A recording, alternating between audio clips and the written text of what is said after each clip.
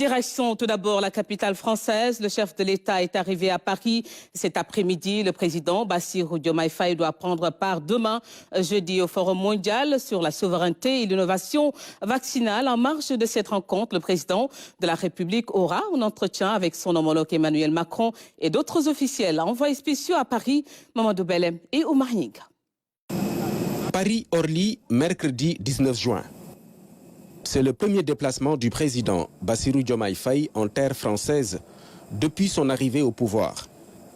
Le chef de l'État et la première dame sont accueillis ici par des officiels français et des Sénégalais, notamment la représentation diplomatique et consulaire.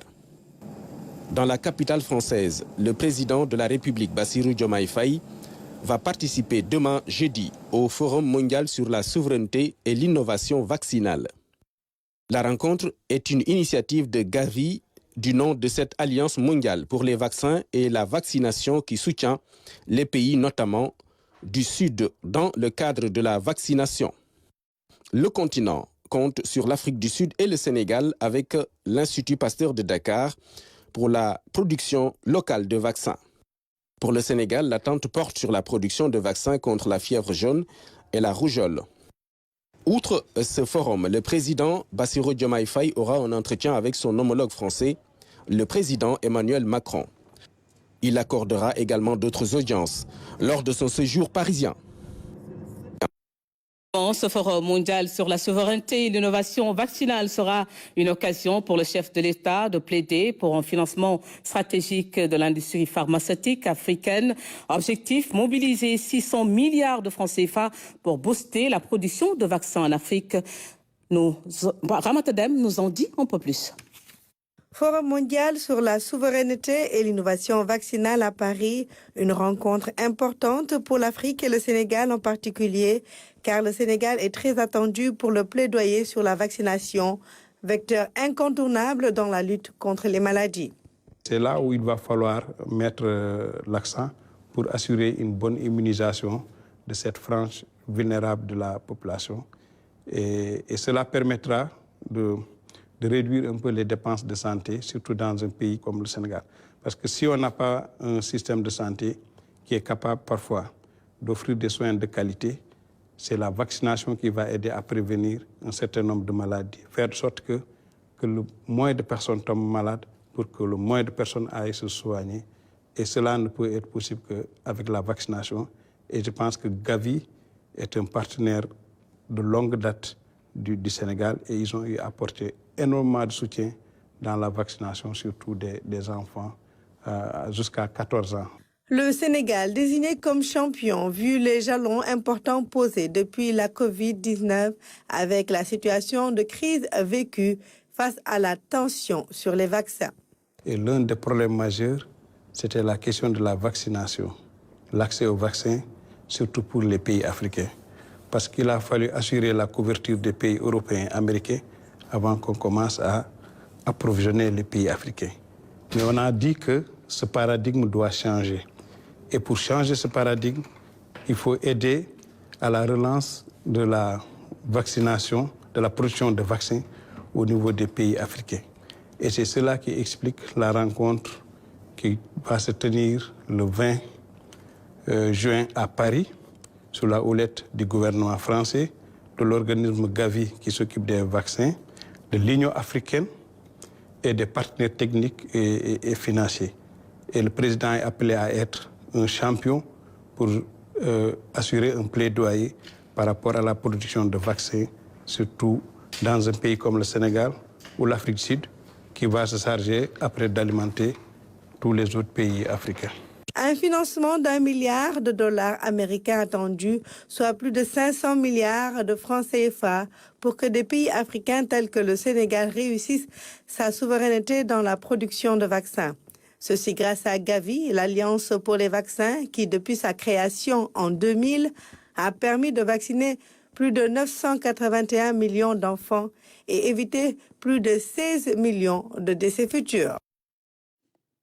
L'accès facile aux vaccins permettrait de prévenir beaucoup de maladies, selon le médecin général Mamadou Herman Dia. Mamadou Lamine Amine Nadien, invité de l'émission Le Point ce soir. Le professeur revient sur l'importance du vaccin.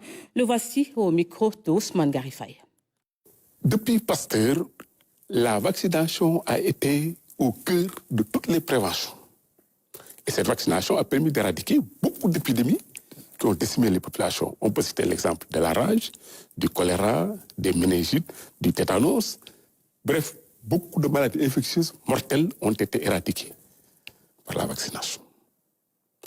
Mais la Covid nous a fait prendre conscience de la très grande vulnérabilité de nos pays devant ces vaccins. C'est pour ça qu'il est tout à fait heureux de constater que le monde et nos dirigeants ont pris conscience de rendre possible l'accès universel sans obstacle au vaccin. Et quand on analyse un peu le thème « Protégeons notre avenir », là, on n'est pas très loin de l'action au développement durable. Hein. On dit que les maladies sont ici, les décideurs sont ailleurs, ceux qui décident de tout cela. C'est comme si on nous préparait à d'éventuelles pandémies, mais de manière beaucoup plus massive et d'un niveau jamais égal. Effectivement, il faut s'attendre à la survenue d'autres pandémies. Et pourquoi? Tant que les hommes agresseront l'équilibre de nos écosystèmes, surviendront des pandémies aussi ravageuses les unes que les autres, et peut-être une pandémie qui va sonner le glas du monde. Pensez? C'est pour ça que je pense, j'en suis certain. Parce que les déterminismes de toutes les pandémies qu'on connaît depuis l'histoire ont été environnementaux. C'est l'homme qui pense que tout ce qui est dans l'environnement doit être à son service exclusif. C'est ça qui s'appelle l'anthropocène. C'est assurément très dangereux. Le médecin général Mame Thierno Dieng, invité de l'émission Le Point de ce soir, à suivre l'intégralité après l'édition de 20h. La vaccination, en dépit des rumeurs, reste un moyen efficace de se protéger des maladies infectieuses. L'Afrique porte encore le lourd fardeau de ces pathologies. On n'est plus à l'époque pasteurienne avec des vaccins atténués dans ce domaine. Le continent a une carte à jouer. Le Sénégal est en train d'œuvrer pour la production locale pour acquérir sa souveraineté. Vaccin ARN, le futur de l'immunisation. C'est une chronique signée Oumar Diawa. À travers le monde, beaucoup de laboratoires concurrents ont commencé à explorer la piste des ARN messagers, laissant de côté les vaccins classiques atténués ou inactivés que l'on connaissait depuis Louis Pasteur. L'heure est à la recherche d'une nouvelle génération de vaccins par des procédés de génie génétique.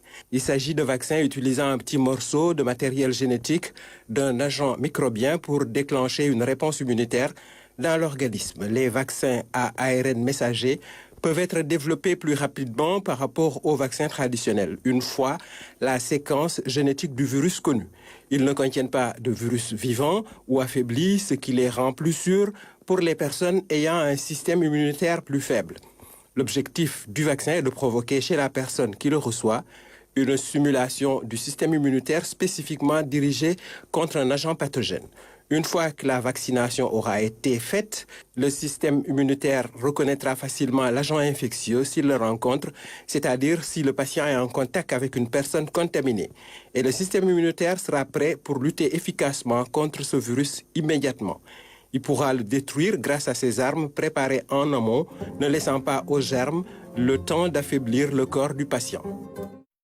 Dans un tout autre domaine, atelier de partage des résultats et besoins en recherche